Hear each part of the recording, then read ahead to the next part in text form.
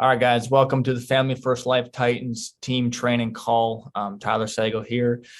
I'm super excited about today's call.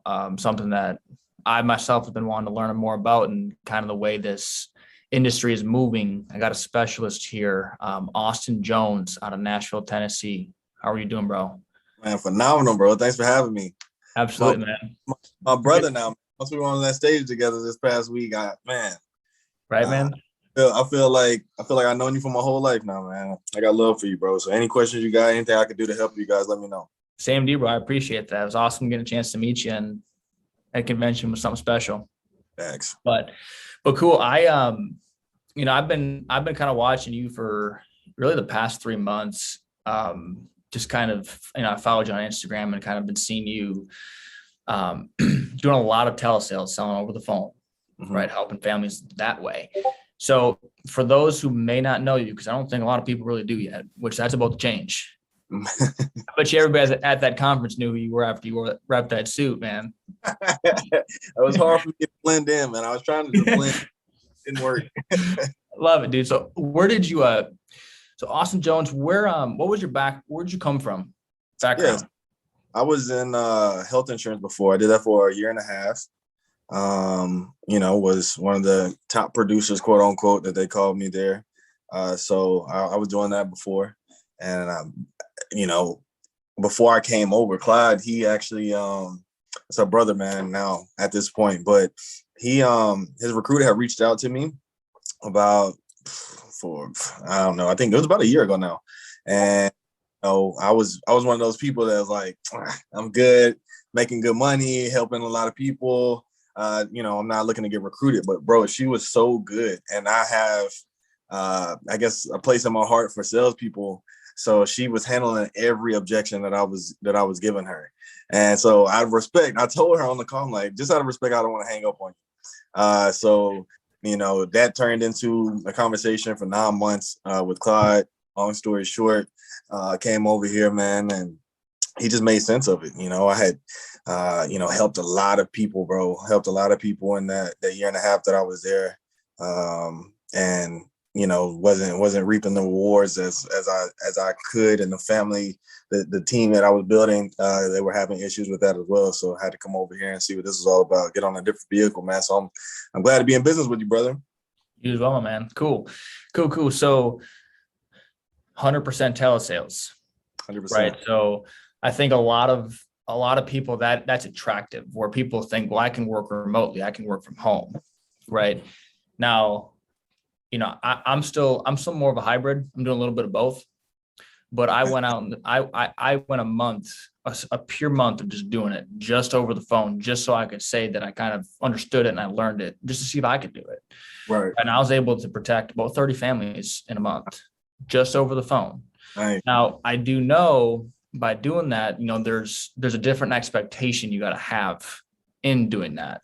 Absolutely. In terms of lead spend, your budget, but also the hours that you work or where your hours are actually going to, right? Mm-hmm. So can you kind of talk about some of the expectations up front that you have, that you've kind of learned?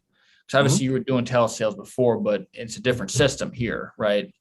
Right. Completely so different. Can you talk about those expectations and also some of the things that you teach, because you're growing a team too. So some of the things you teach your agents as well in terms of expectations. Cool. Great question. So as far as the expectations go, when I came, not a lot of people were actually doing telesales 4.5 months ago. That was like right before Josh Williams' team kind of transitioned over. So I was really trying to learn on my own to a degree. I reached out to Josh. He gave me a script. Super thankful and appreciative for that. Talked to Brandon Kitchens a lot. It's another brother of mine, man. And, just try to pick brains. And what I realized is you have to set the proper expectation and anywhere in business, but especially with telesales. So, I just kind of asked, I was new. So I was like, how much should I spend on leads? And, they said anywhere 500 to 1,500, you should be, be able to be pretty profitable. So, me, I doubled down. I'm like, I'm doing 100% telesales. Let me do double. So my first, time investing in leads was about $2,000. And, I've never went under that. So that's just kind of a thing for me, like $2,000 a week minimal in telesales. I think another expectation is, when I first started, just trial and error, just kind of trying to run the same type of program. Like, hey, dial on Monday, set appointments up for Tuesday and Wednesday, same thing for Thursday. And for me personally, that didn't work for me. I got ghosted a lot. And it was me, of course. There's people that are winning that are doing that. But for me, I don't know if I just didn't tie it down well enough or whatever the case was. But I'm more of a one call close person. So I try not to have to set an appointment if I don't have to. So have to get better with objections up front. So that's something I knew and I just kind of worked on. And that way you can kind of keep them on the phone. So that's that for lead purchase. Know that you're going to, get ghosted quite a bit. It's just like in the field, I'm sure, but just a little different because it's a lot easier to hang the phone up on you than it is to, kick you out of a home. It's a lot easier to not answer a phone than it is to not answer somebody at your door. So just having those realistic expectations, I'm preparing myself for that. You just kind of set yourself up to win. So those are some of the same things that I kind of, teach my people. We're on Zoom all day. So they get that sideline coaching. They get that coaching right there on the spot. So it's cool and it helps, but they also have to have their mindset right in order to know what they're getting themselves into. That's for everybody for. Okay. Now you're licensed in about 42 states, right? And you said, you're doing a little bit of, you've done lab transfers. Correct. Right. What are majority of the lead types that you're running? Good question. So a majority of internet. When I first started, my goal was to get to 100 appointments as fast as possible. Yeah. 100 presentations. So I set a goal to do it in 30 days. So that was my goal. So what I was doing at that point, bro, I was actually getting about 6 live transfers a day on top of, dialing and different things like that. Just because I wanted to hit that goal. And the prices went through the roof. They went from 60, $50, $60 to well over 100. So month 2, Andrew Taylor, he actually challenged me on a podcast and was just like, man, you think you can get your ROI down? He wasn't saying in a rude way, but to me, I like challenges. So, I kind of took that on. And so what I did was just got back to the grind and, the dials, and because it's easy to sit around waiting on a live transfer to come to you. But, your ROI is going to get a lot better when you put in the work. So I actually do a lot of 1 month, 3 month, a majority of 3 month leads. And that's where a majority of them are coming from. I recently just locked out a couple counties for mortgage. So I'm trying to jump into that now, but I like internet because I was getting mortgage leads. I was getting, final expense. I knew it here, IUL there. So that's what I like about the internet leads. Makes sense.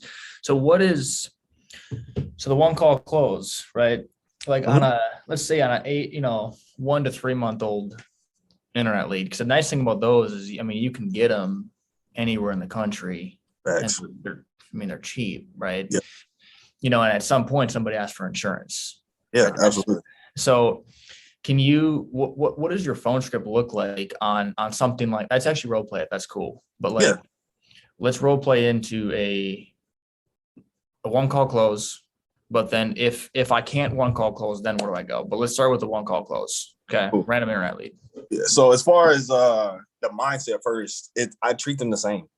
I don't treat them any different because I run into a lot of people that don't ever get talked to in their 3 month lead. It's crazy, bro. It's crazy. So that once I started seeing it, I just kept going. If you think about it, most people are doing in home.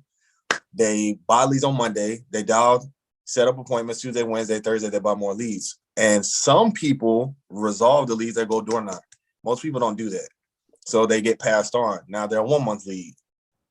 Never got talked to. Now they're a 3 month lead. Man, I've been waiting for somebody to call me. So I treat them the same. So this is exactly what I do. So we can role play. So ring. Hello. Hey, Tyler. Yep. Hey, this is Austin. How are you? Good, man. How are you doing? I'm phenomenal. Thanks for asking, brother. I'm just getting back in touch with you in regards to the state regulated life insurance request that you have made.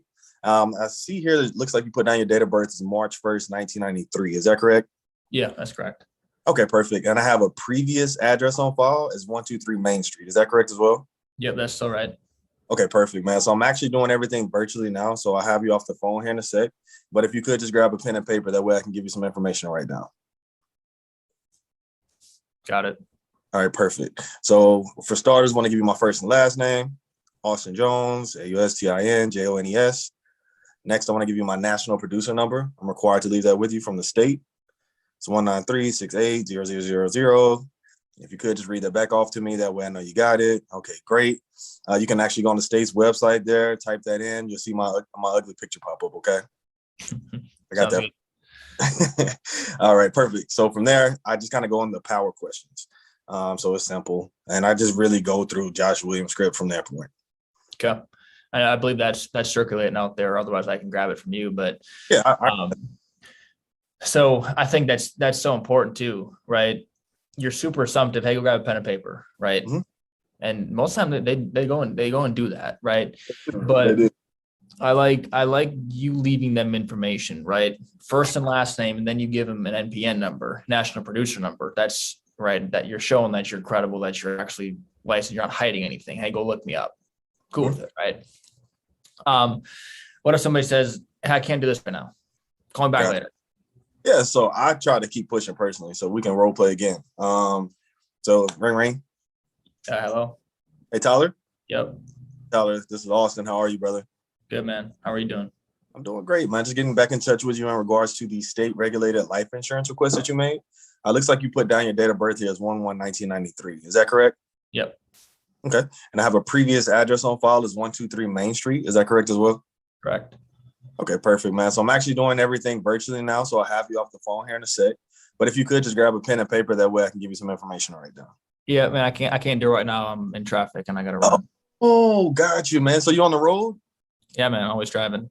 Got you, man. I definitely don't want you to get a ticket or get into an accident. How much longer will it be until you can get home? At least 45 minutes. 45 minutes. Got it, brother. And as far as that goes, man, like I said, I can have you off the phone here in a sec. I normally do a little screen share here and there, but I know you're on the road, so definitely don't want to do that. But what I can do for you, I can just send you a message really quickly. I just give you my name, my national producer number. That way you know I'm credible, okay? So be looking out for that text. Okay. Did you do that? Yep, got it. All right, perfect, man. Now just fill me in. What's got you looking for life insurance? Got it. So I just keep pushing. And you have to get another objection, like, man, no, honestly, bro, I cannot be on the phone. And then from there, I'm just kind of like, okay, no worries, man. So I know you're going to be home in 45 minutes with an hour to an hour 30, give you enough time to get home, get your feet up. Yeah. Okay. Now, so when you send a text, just your name, now, do you put a link in there with the state's website? I personally don't. I heard that this weekend. I thought it was pretty cool. Yeah. I don't. Because I feel like it kind of makes people feel like they didn't have to do that. And now you're not listening to me. So now you're on the website, you're trying to look this up, you're asking me questions. So if I do anything, I will send you a picture of my license. Yeah. But sometimes, most of the time, I don't do that. I'll just send you my national producer number, and it kind of goes over their head. If they need it, they got it. If not, it's fine. Okay. Okay, got it. Now, I know a couple people around the country, they'll do, because I've been there, man, where you get just ghosted all day on the phones. If you're not trying to do it right then and there, the chances of somebody actually picking up their phone, right, when they know the insurance guy's calling them, right? Like, what are some of the things, if anything, that you do, besides just sending a text? Like, do you use any sort of Calendly, text reminders, anything like that to get people to be reminded that, hey, I'm calling in 15 minutes about life insurance?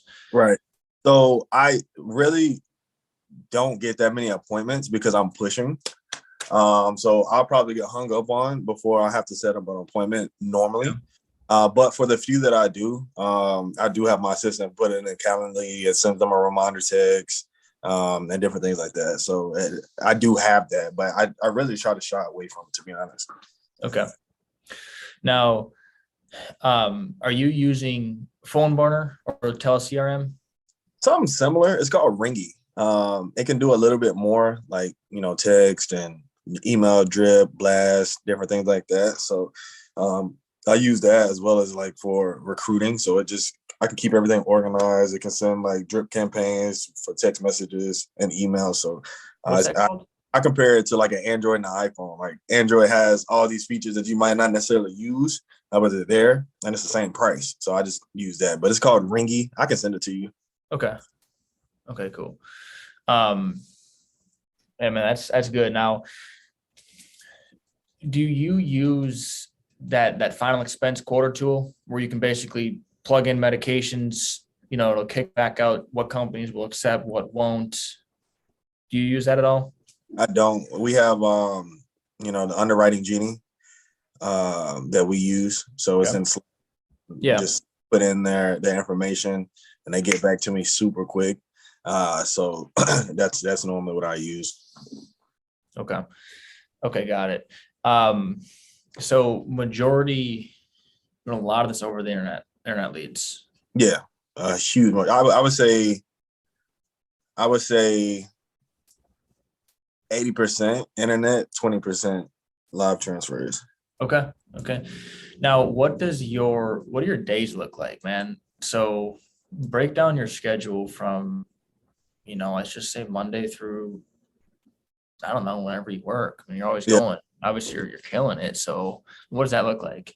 Yeah, so I work pretty much 7 days a week. I have a family. I don't know if you got to see them, but my wife, 2 children. They're pretty young. So during the week, I try to spend a ton of time in my office. So I get up, 4:30, 5 o'clock every single day, do my meditation, do something hard first thing in the morning. So I try to run a mile, work out, do something I really don't want to do, get that out of the way. Started implementing these 10-second cold showers that I heard. So that's been interesting. How's that been? I was gonna say, how's that been? Bro, I thought the mile was tough. Like first thing, because I always said I'm not a long distance runner. I played sports, basketball, football, never had to run long distance. So I hated it. And so that's why I started doing it here recently. But that cold shower, oh my, that's the worst 10 seconds of my life. Nothing's gonna get worse than that for the rest of the day. So I'm for it. Get out of the way.